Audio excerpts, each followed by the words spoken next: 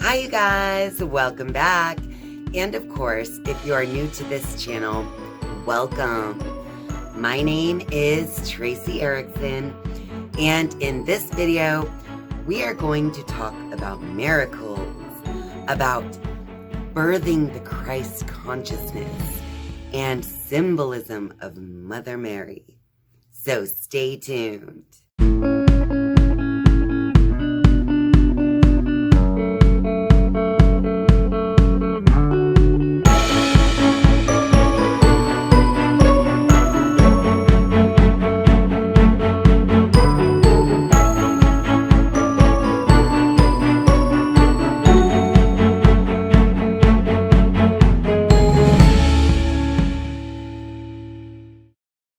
Many of you know the story of Mary and the Immaculate Conception and birth of Jesus. In the Aquarian Gospel of Jesus the Christ, in chapter 2, first it speaks of the birth of John the Baptist, through Elizabeth. And so, when 5 months passed by, Gabriel came to Mary in her home in Nazareth and said, "Hail, Mary, hail, once blessed in the name of God, twice blessed in the name of holy breath, thrice blessed in the name of Christ. For you are worthy, and will bear a son who shall be called Emmanuel. His name is Jesus, for he saves his people from their sins." When Joseph's daily task was done, he came, and Mary told him all the words that Gabriel spoke to her, and they rejoiced, for they believed that he, the man of God, had spoken words of truth. Jesus wasn't the first baby that we've heard of to be conceived in such a way. Did you guys know how the Buddha was conceived? My little niece, Evelyn, always makes me read this book to her. So, I know the story of how the Buddha was born very well. The story of Buddha goes like this. Many, many years ago, in a small kingdom in the north of India, something was happening that would change the whole world. Queen Maya, wife of the good king Suddhodana, lay asleep and had a wondrous dream. She dreamt she saw a brilliant white light shining down to her from the sky, and in the rays of this light was a magnificent elephant. It was pure white and had 6 large tusks. This elephant of light flew closer and closer to the queen and finally melted into her body.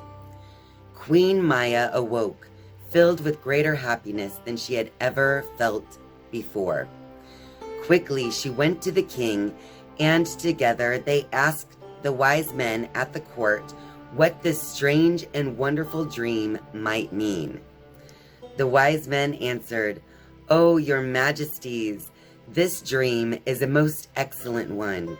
It means that the queen will give birth to a son, and this prince will someday become a great man. Not only you, but the entire world is fortunate that the queen will have such a special child." Hearing this good news, the king and queen were overjoyed. Seems like something a little deeper might be going on here. These immaculate conceptions are actually possible, but it takes an alignment with the Christ stream that is available to all of us, and the womb of the divine feminine to also allow the reception of such a soul to be brought in. Mother Mary is representing that divine feminine aspect that is the womb of creation, and that womb has the ability to nurture and grow the Christ consciousness within. Each of us are born with the ability to be just like Jesus the Christ. He said it himself in his own life. But if you look at these stories that we have been told in the eyes of symbols, then you start to see exactly how you can unlock that power. So part of unlocking that power is really unlocking the womb of divine creation, and that is the divine feminine. We can't always ignore the feminine any longer. It's time for us to step into our feminine power. And when I say feminine power, I'm not speaking in terms of your physical body and the sex of your physical body. I am referring to the energy, the feminine divine energy that exists in all of us.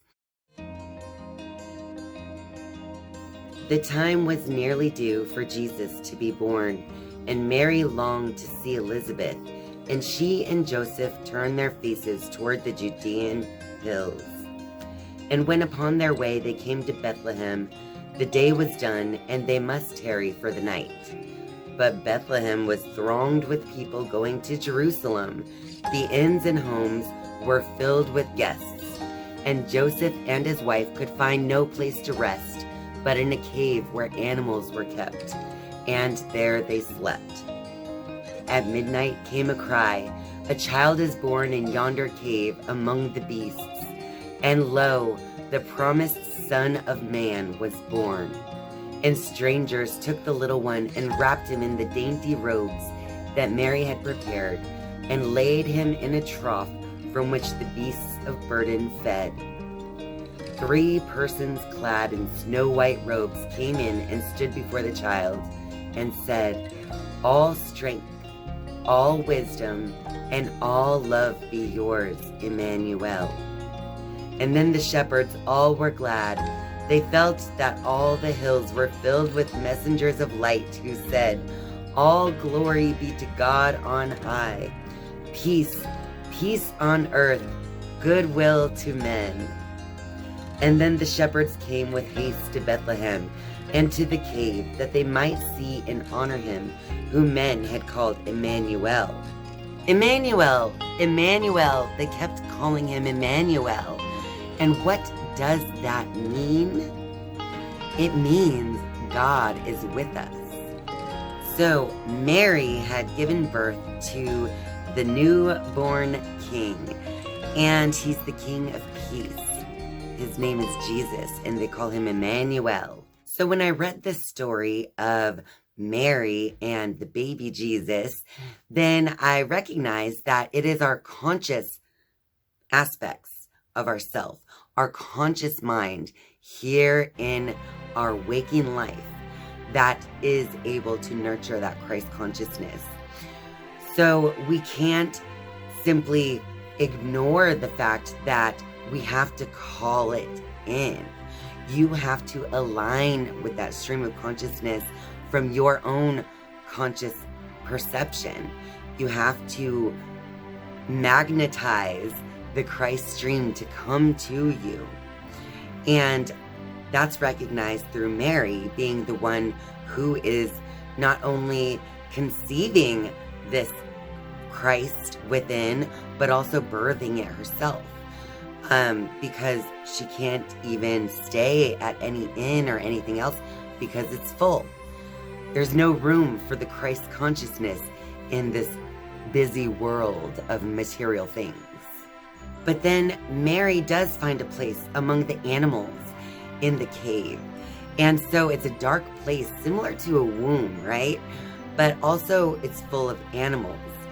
Now, animals in the language of mind, in my opinion, represent habitual thoughts and attitudes that we carry. And they could be different for each of us, depending on how we look at these different animals in our life. All right, so all of these, once our consciousness is so focused on nurturing and birthing that Christ within, we have all of these different habitual thoughts and attitudes that are kind of reined in and now focused also on the Christ consciousness, on that highest vibration that we can possibly be. Now, we have some that want to have, to kill us or have their way with us, such as King Herod out there. But as long as we can have our discernment and stay away from those ego-based thoughts that try to drag us back into materialism and into the beast system, then we can remain focused on that Christ stream that we are birthing through ourselves.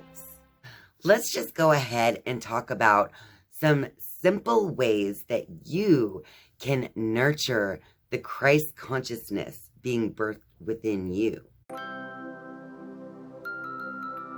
Meditation and prayer are so important in nurturing that higher consciousness within you. Because as you pray, you are actually giving to God. You are giving to the highest vibration and expression of yourself. So, and then when you meditate, you are receiving from God. So first you pray and give, meditate to receive, and then it's a full experience. So meditation and prayer is a very important way to stay connected, because that is literally keeping you at the highest vibration that you can possibly be. And no matter how you feel going into your meditation and prayer time, you usually feel 100% better when you come out of it. Journaling is such an important practice when you're on a journey of soul growth and spiritual development. I can't even express enough how valuable my journals have been in my journey.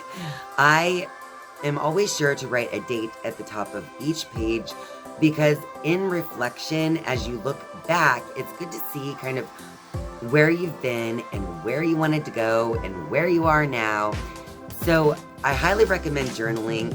It's a great way for you to reflect on your past in more productive ways and to use the present moment to become more centered and grounded in who you really are. Journaling can truly help you to understand yourself in a much deeper level.